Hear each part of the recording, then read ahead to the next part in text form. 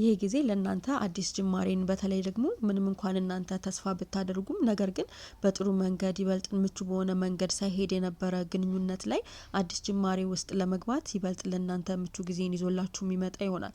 ምናልባት ይሄ ግለሰብ እናንተ መልካም ልብ አላቸው ቅን ልብ አላቸው ብላችሁ የምታስቡት ግለሰብ ሊሆኑ ይችላሉ። ነገር ግን ምንም እንኳን መልካምና ቀና ልብ ቢኖራቸውም በድንገት ያልተለመደ ነገር በሚያደርጉበት ሰዓት ያ ያልተለመደው ነገር እናንተ ጋር አንዳንድ ግጭቶችን እንዲፈጥር ሊያደርግ ይችላል። እናንተ እነዚህን ልዩነቶች ለመፍታት ምን ማድረግ እንዳለባችሁ አንዳንድ መፍትሄዎችን ልታገኙ ትችላላችሁ። ይሄ ደግሞ ሁለታችሁን ይበልጥ እንድትቀራረቡና እርስ በርስ ሊያስማሟችሁ የሚችሉ እና ኢንሴኪዩር የመሆን አይነት ስሜቶችን እንድታስወግዱ የሚጠቅማችሁ ይሆናል።